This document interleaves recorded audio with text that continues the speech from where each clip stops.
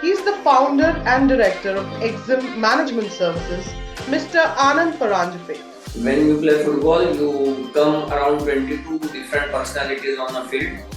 11 your own players who have different strategy. That move from misunderstanding to breakthrough is so human. Shows how much more goes into logistics than just spreadsheets and data. This process will help me to scale my knowledge, which I will be using next 5 to 10 years.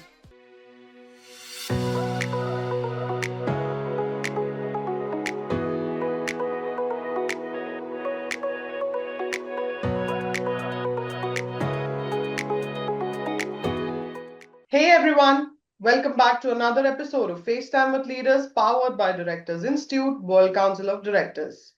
Today's guest is someone who's made Indian logistics global, but has done it with a quiet kind of strength.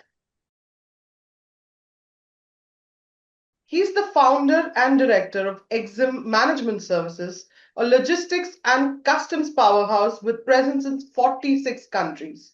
He is also deeply involved in policy shaping, professional training, and holds a patent in RFID based electronic sealing that's literally changing the way cargo is secured across borders. But behind all that is a man who started with a simple mission: make international trade smoother, smarter, and more secure. So let's get into it. No fluff, no filters. Mr. Anand Paranjape, thank you so much for being here. Let's just have a good, honest conversation. Thank you so much for such a kind and generous introduction. And let me tell you, the things we just started and not sure and not with the aim of moving it to more than 40 countries which we are operating right now.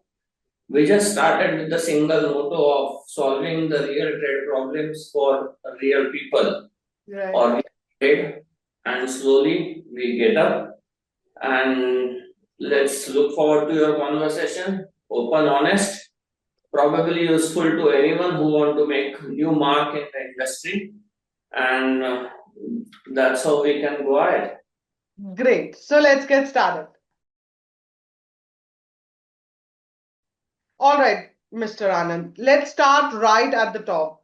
I know the big achievements, 21 years, 46 countries, all of that. But what I want to know is something simple. How did this journey begin for you? Like, how did you step into this world of logistics and trade? What was that early phase like? Honestly, when it in 90s and we were in college, the real dream was to be on a field of football and and get a secure job in bank through sports quota. That sounds to be very easy step, but as usual in fashion, entire cricket stole the limelight and good jobs, all bank jobs also in that era, and we footballers left with no option. We were scrambled. We were left with the option to find and do good for ourselves. But the same era in 1991, we were globalized and liberalized.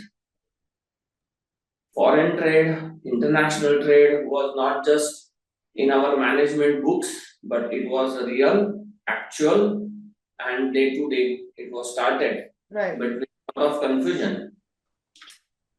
And that era, I remember I walked into one DJFT office for licensing work with 3 forms. I was there for 4 hours, walk out with 5 more forms, signature and no work done. That time I realized what needs fixing. We need to fix this spot. Okay. Actually, in that era, I remember there was no specific Exim department as such. And since there was no Exim department, that gap is always there, which I noticed. And so decided to come and join foreign trade. Started humbly. For initial period, it was more like learning from custom officers down the corner, Right. like a fresh intern, and grab as much as knowledge you can. Manual filing, manual chasing Mm-hmm. for first exporter out of Pune, which helped me to complete that shipment.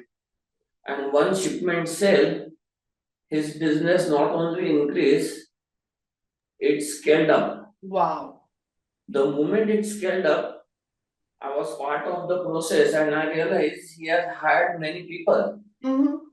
So that impacted me. The business is not about moving goods, it's about moving life. And it's not paperwork, it's a people work. Yes, absolutely.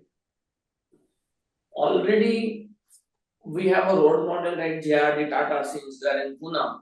So that has already impacted. It's not only what empire he has been successful to, but the process, vision, ethics behind it, and main nation purpose. Right. That always push us to think differently. Mm-hmm. And I think if things get right, then a logistic cannot be only supporting role, but Right. you're forced to move nation internationally. Absolutely. That made me start Exim Management Services. Wow, wow, wonderful, sir. That actually says a lot about who you are. I see that it's not a very flashy beginning, but it's a real one and it matters. And I also love how the moment when you were, when you were in the government office and you came back, took 4 forms and came back with 5 forms. This moment wasn't big, but it was something that changed everything. Right? It's so funny how life nudges us in a way that we only understand years later. Just to summarize, it is, we can say in one line, it is Miss Dream of a banker, Uh, banker through sports quota, a stubborn file, and that's what made me today. That all wow, made me today what I am. wonderful, sir. Thank you so much for sharing your journey with us. Okay, so from that starting point, you've now built something that's truly international. From founding Exim Management Services to expanding into 46 countries, what were those critical pivot points that transformed a startup into a global logistics player? What decisions really made that scale possible? Well, I can start this with a small story and an incident which took place when we were handling around 900 first day clearance shipment in Pune Mm-hmm. for one of the leading express logistics company, UPS Jet Airways. We were just focused on custom clearance same day, which was a task for us and challenge for Pune Custom itself, because before that no one was having this demand of clearing shipment same day. It was just another file which will stack into the table Mm-hmm. and get here in 2 days. So I have to sensitize custom the importance of express cargo, Right. and custom commissioner sensitized it to the custom staff, and we started clearing around in a row 900 shipments on the same day. Wow. In practical terms, in express logistics, it is called as a 0 day clearance and connecting to Mumbai port. Wow. But I got stuck into doing all the activities at my own, with filing to clearance to movement to billing to managing to meetings, customer, everything. That pushed me to recruit one more person Yeah. in company who can handle the operations at customs, and I will just monitor and help him whenever it is required. Right. At the same time, one multinational company who has seen this, the director called me up asking he want to set up a company in India and he is chosen as a director. So we discuss a lot about how we should go, we plan everything, and one fine day he called me up. I thought, yeah, I got it. Now I have got a very good multinational to work with, and the bad news immediately comes. He called me up and he says that, Anand, there is one bad news. I cannot continue with you. Ooh. I said, sir, what went wrong? Because everything what my plan is what will be useful to you. It is Right. shoulder to shoulder. He says, when I discuss about your company, our US management try to search you and you are not there on a web. Oh, So we cannot work with the company who don't have any presence on a global form. right. And upset, rather sad, started again focusing on clearance.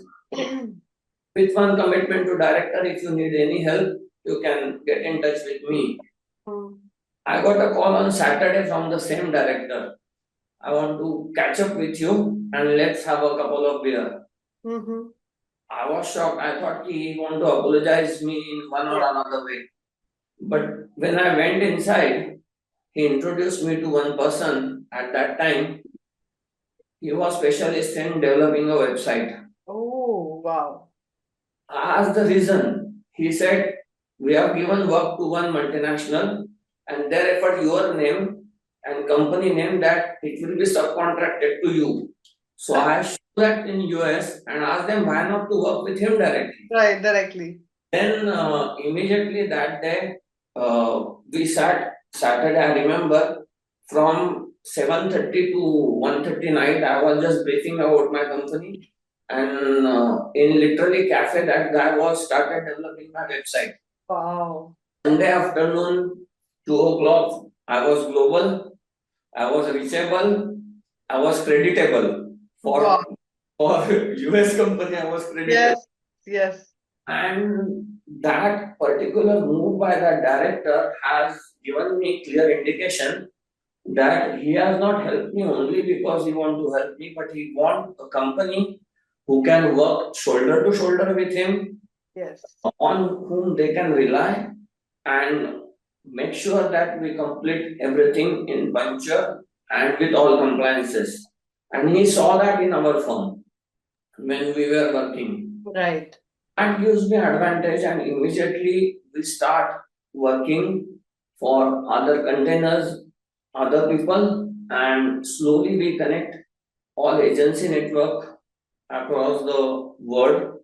And I still remember it was very easy to get agents and counterparts for developed nations like Germany, Japan, not Japan rather, Germany, USA, but very difficult to get a reliable in China, Thailand, and Southeast and Far East Asia. Right.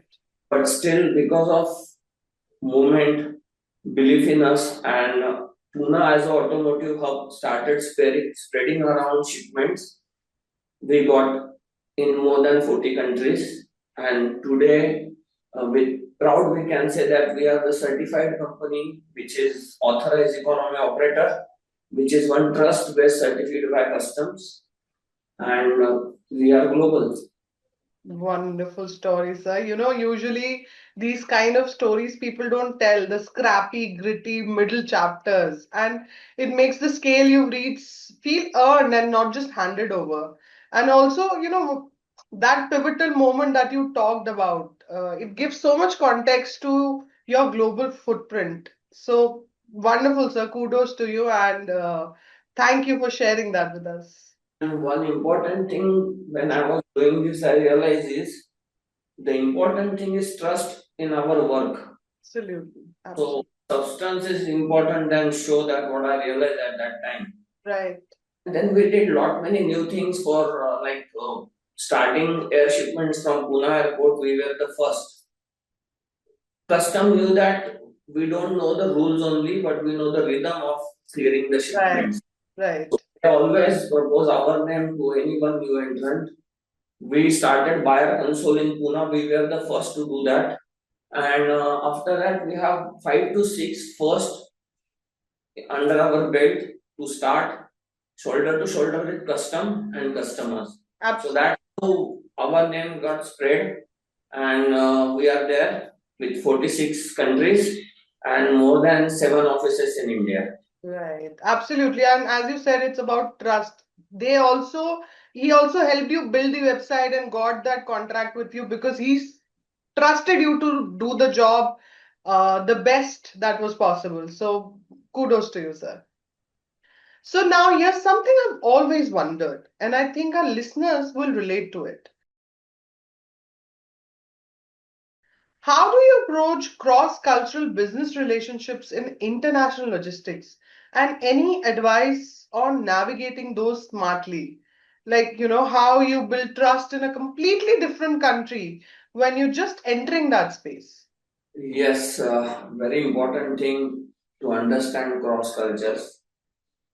I will give again example in my early days when we were importing for one of the Pune leading company a machine, a capital machinery from Thailand.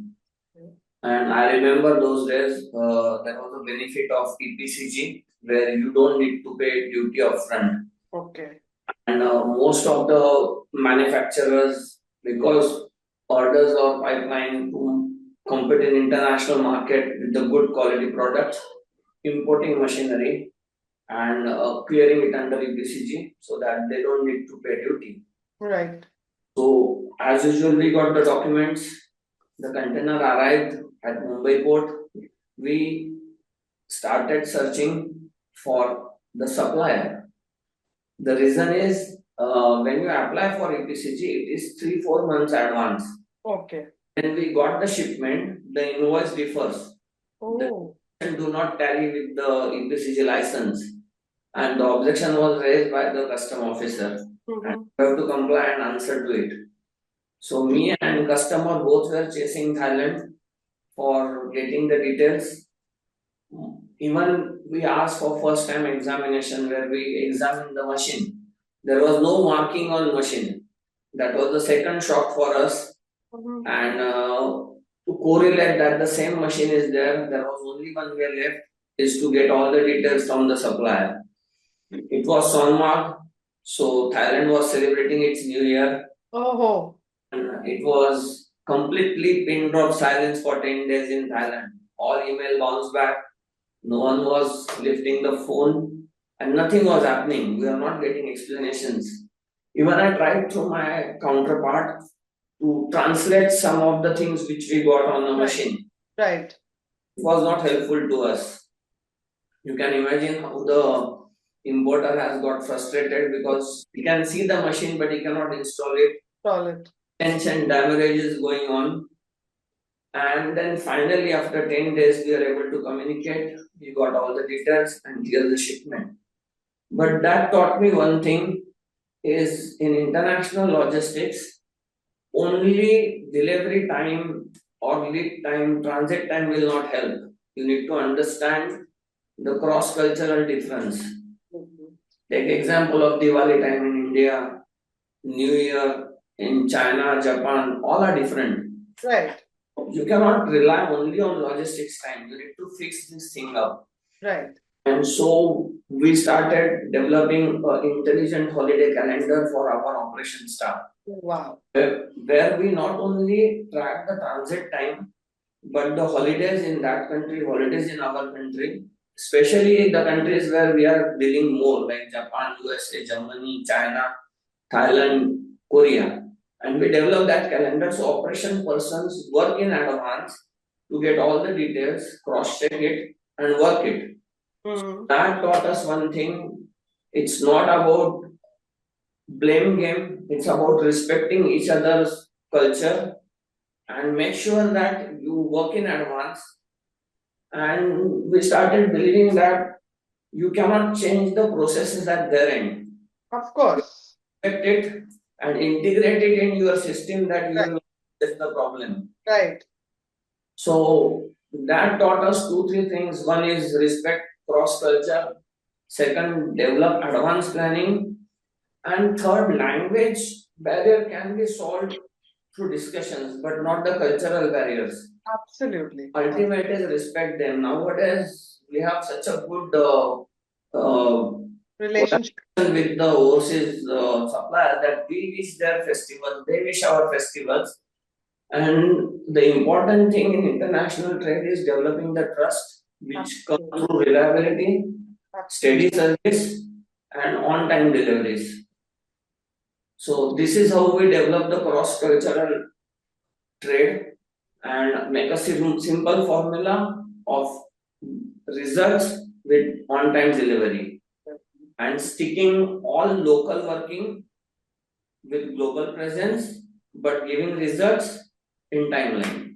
Absolutely. Wow, wonderful, sir. You know, when you were talking about telling us about the incident that happened when there was 10 days of pin drop silence, I could really feel the tension there, you know, and it's so impressive how you turn those moments into long-standing relationships, long-standing partnerships by just, you know, sort of building that trust, building that respect for the culture of the other person. And that move from misunderstanding to breakthrough is so human. Shows how much more goes into logistic than just spreadsheets and data. Yeah, again, I always say that it fall back to my football days. When you play football, you come around 22 different personalities on a field. 11 your own players who have different strategy. Opponent 11 thinking something different. But end of the day, to get the result, you have to work with the team. Absolutely. And that's what is logistics all about. You have to work with everyone with all the odds, but with the commitment to customer that will deliver in time. Right, right. It all from the football, I say. In life also. Absolutely. You get learnings from every aspects of your life.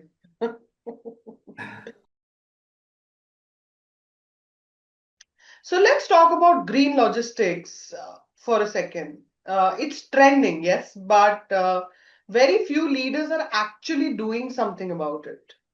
With Grenove Services focusing on sustainable logistics, what does true green trade looks like to you? And is it really scalable? Is it practical for Indian firms to aim for sustainability while staying cost effective? Yes, I will say that you need a guts to start something new and implement it thoroughly through the companies. Regarding Grenova, it started like we were the service providers to that company. And 3 years we were closely working with them for distribution and logistics, bringing the raw material and sometimes exporting the finished product or distributing the finished product. Right. But they were not able to scale. So finally, the director called me up and said that help us out in this particular trade. Then we took over for 1 year with full study, and then they give increase of 12% in sales for 1 year, and probably 8% cost reduction by doing the same thing in different way. Obviously, that gives enough indication to him to invite me as a director on the board, and I joined Reno as a director. From customer, I become partly owner of that company. Wow. Now the real challenge starts. From outside, it's very easy as a consultant. From inside, you have to really work. So when it's come to green, I realize that many companies or many seminars, people just turn their templates green and say that it is green. When it is not. When you walk into any multinational company or any company for that matter, immediately you hand it over with one bottle for drinking a water which is hardly 300 ml or less than that, and you start creating a garbage. Yes. Yes. Even small points are not considered by the company. So the only thing for bringing the green initiative is education. Absolutely. Then we find our products are green, but people find it very costly. For example, a toilet cleaner, when you squeeze it, it goes 45 ml. But our product is only 2 to 3 ml. The difference is 45 ml and 2 to 3 ml. The cost difference is that much. Right, right. But center squeeze it is going to throw 30 to 45 ml, and then the company find it costly. Right. So the improve sale is only possible through education to the last person who is going to use it. Right. So we end the perspective of selling. We are educating more and then selling. Ultimately, we have to explain them sustainability is a long-term result. It cannot be achieved in one day. Absolutely. And then we started educating last person for particularly green use, giving them the cost and time effectiveness and the use of it. Right. The atmosphere inside company itself is a good place for anyone. Non-hazardous water, a clean environment, increase the efficiency of all who are working there. It's a cost, but you need to have guts to redefine cost. Absolutely. When you actually explain the usage, it is not a cost. So the equation of usage and result is required to be explained. Still we are doing it. We are doing not many educational sale than a normal sale. And again, I remember when we had a boardroom session on this, we were planning to shift for a normal product besides green product. Okay. And on profit. But the same time, an old manager from one company called us as he had joined new company and said that I want you to give demo here because I joined new organization and I believe in your products which give me results, which save cost, and those are the best. That trigger us. No more normal products. Let's stick to green product only. And he has not become our ambassador financially, but principally, yes, he was the ambassador who stopped us from promoting normal products. We are serving green products, are completely hazardous free, green certified. Wow. And I've seen that only green possible in India is compulsion. That's what we believe. But it's not that only. It's awareness which we need to create among the industries. ESG compliance is already there, which is helping us to help companies to do the compliance. And ultimately, what we believe it is our dharma. What we are going to give to next generation, we have to define. Absolutely. And generation is no one else than our own kids. So green will be successful. It is scalable. It is already moving. I will call we are just early. But definitely we will encash it down the line. Agreed, agreed. I also believe that this world that we are living in is borrowed from the future generations. So we need to do the best that we can to give them back. Yes.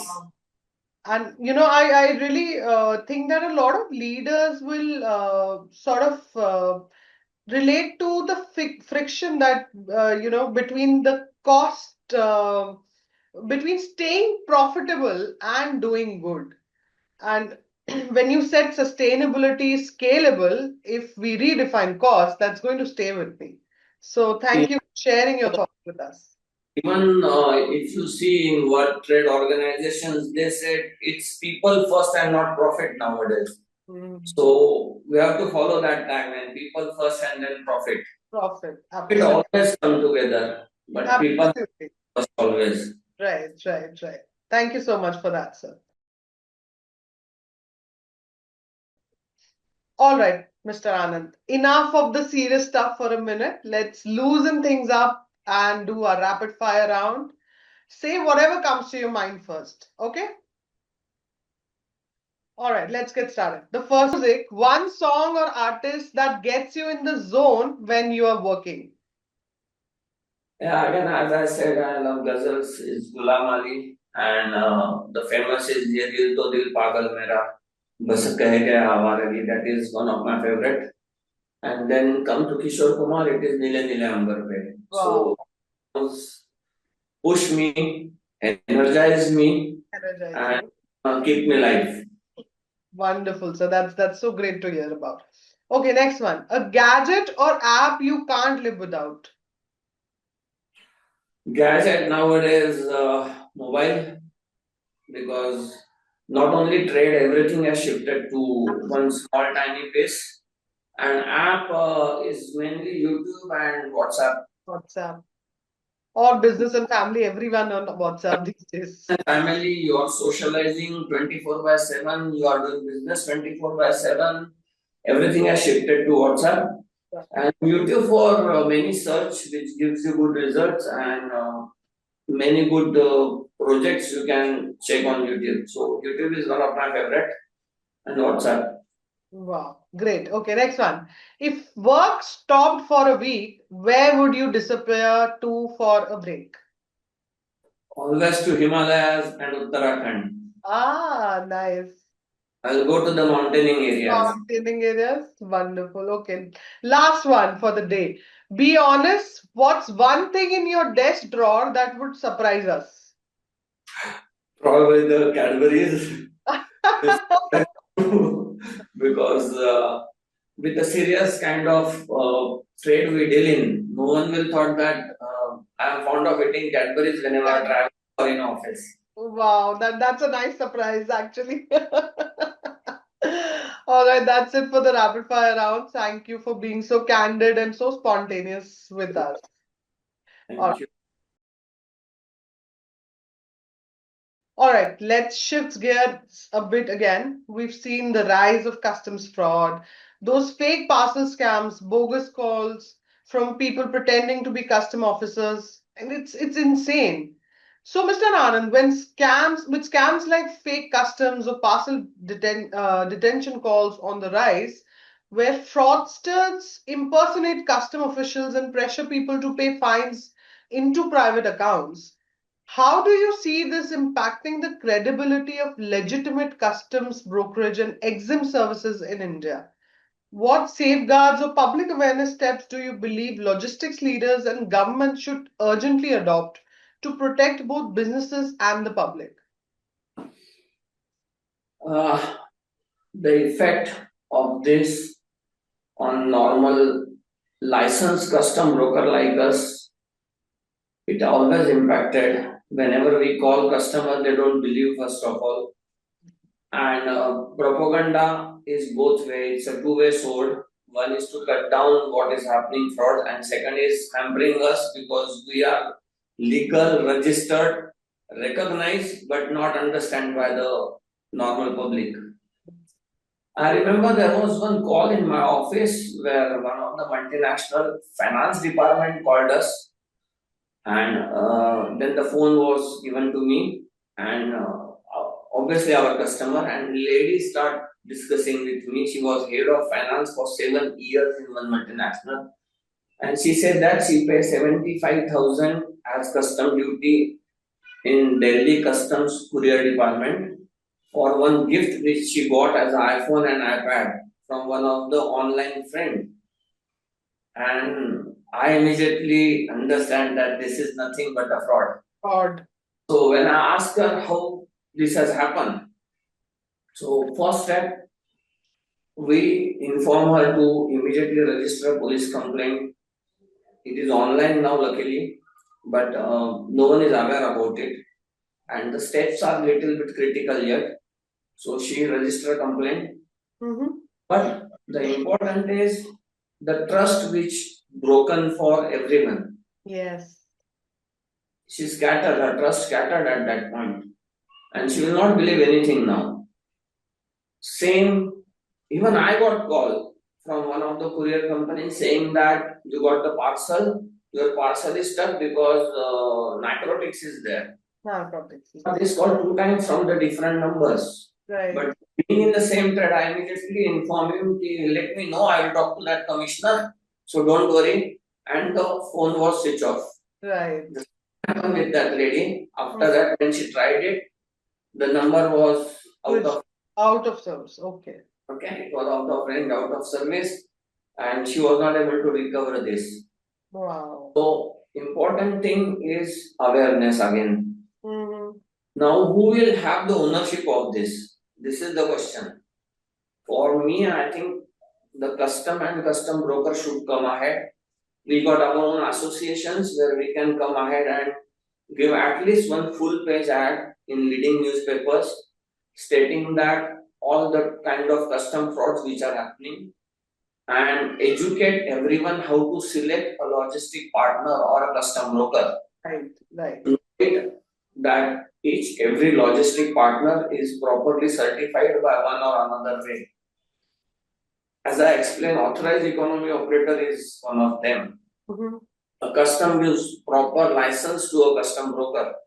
So these basic things each customer should understand and check.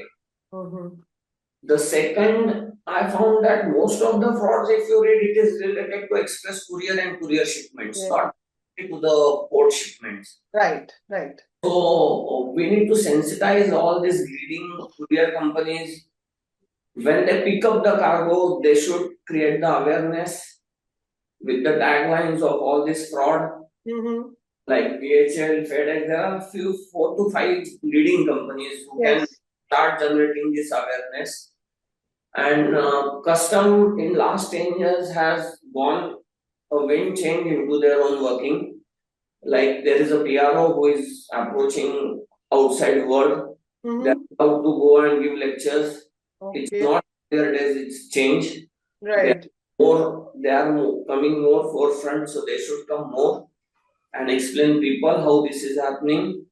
Conferences in all major main cities with Chamber of Commerce and associations, and only awareness. Quite sure 100% we cannot stop it. Right. It's the nature of greedy and fear. Greed and fear always ask person to work the way opponent wants. Right. And I will sum up it in very easy way. There is a Sanskrit shlok for this. That is Matru Prema Sada Niswarte Prakrute Danamapi Nishulkam Vayuhi Lokamukti Shesha Sarva Mulyam. The meaning of this is mother's love is free. The nature's all gifts are free. The oxygen which you breathe is free. Rest all you have to pay. So someone when say it's free, please call police. This is what need to taught even in schools to understand how to protect from these all kind of frauds. And it's not only in customs. It's you see, it's bank, it's share market, everywhere. In between, there was a video flowing of Sudhamurthy. Invest in this company. So the digital is going advanced. You need to be very intelligent to counter it, and obviously discuss the fraud. Don't be ashamed of this. If you are cheated, please discuss with these others so they can protect themselves from this. Absolutely. This is how we can at least cut it down step by step. And as I said, custom has to take the ownership, at least related to this narcotics and free gift and samples, because end of the day, their name is, their goodwill is getting hampered day by day. So this is how we can cut down. I will not say stop, we can cut down. Only awareness and education helps here. Absolutely, sir. Already did this, we got a club, Exim Integrated Club, and Pune Custom House Agent Association.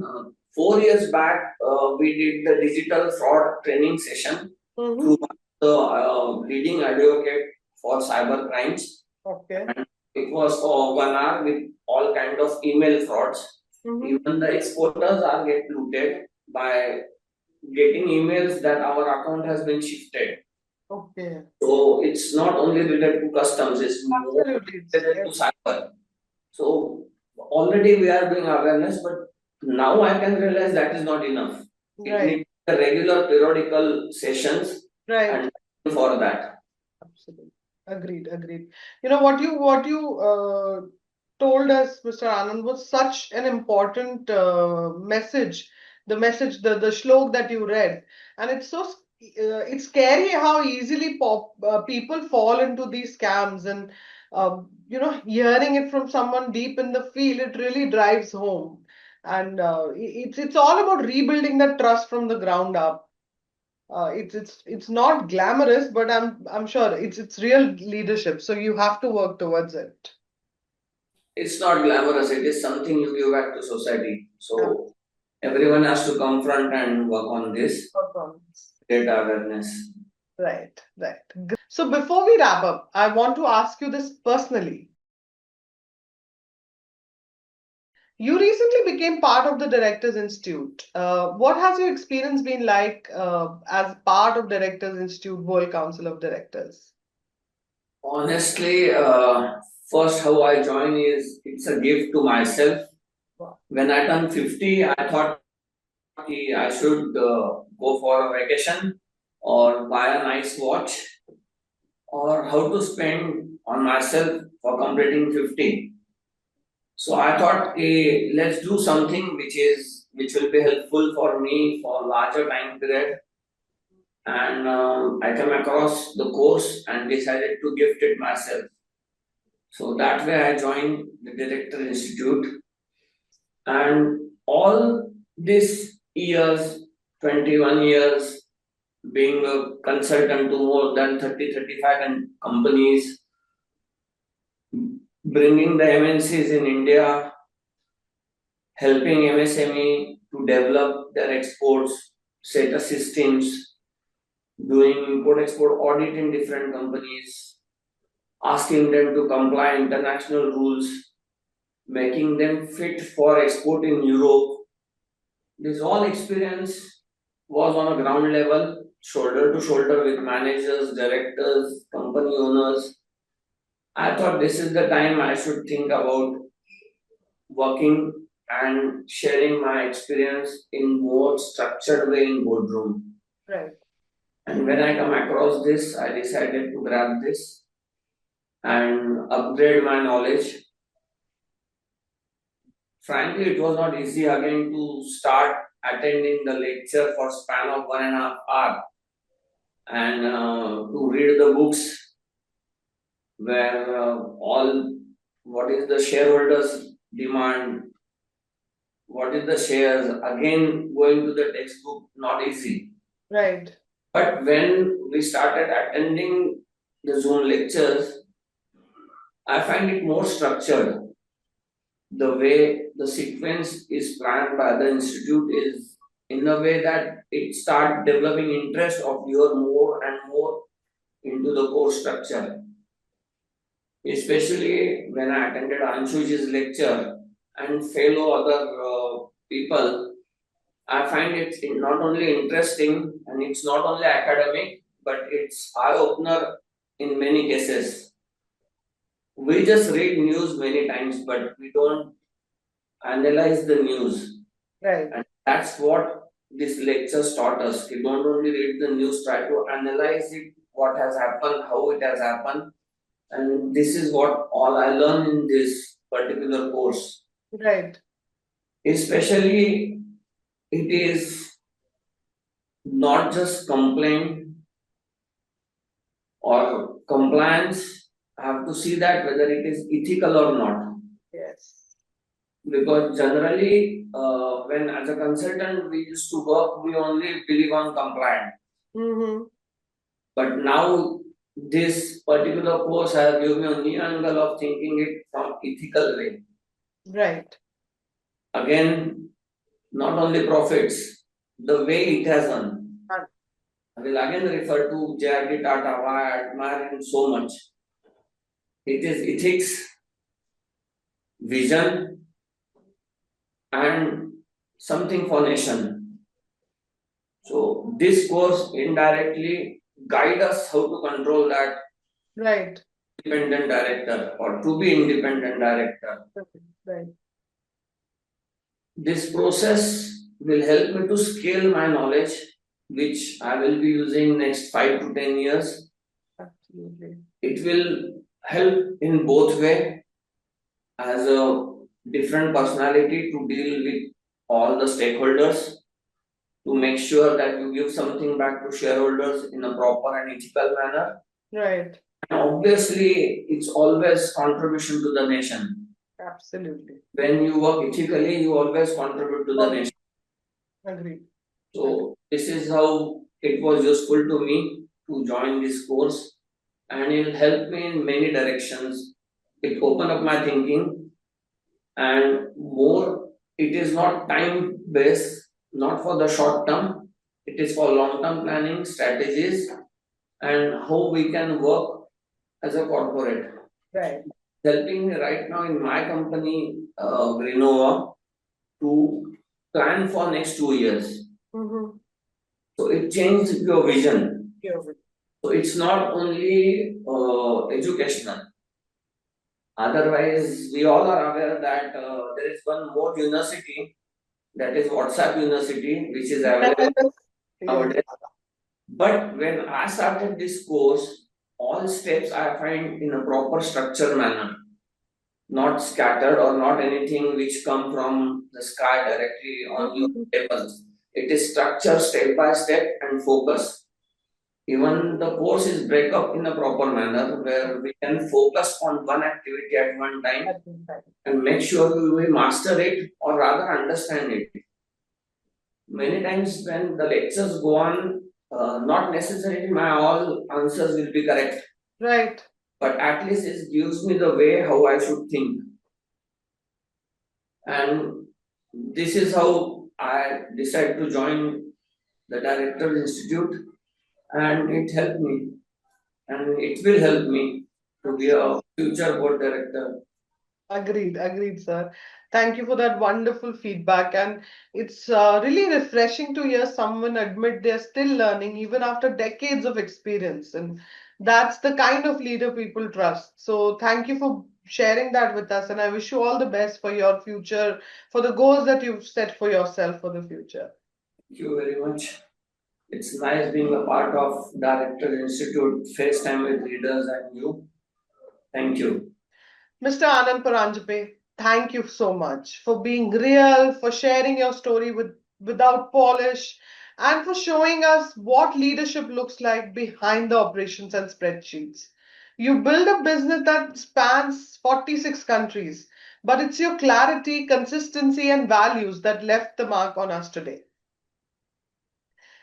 To everyone listening, if this conversation inspired you, taught you something, or even just made you think, share it. Follow us more for conversations like this on FaceTime with Leaders, powered by Directors Institute World Council of Directors. Until next time, stay curious, stay kind, and keep showing up with intent. Thank you.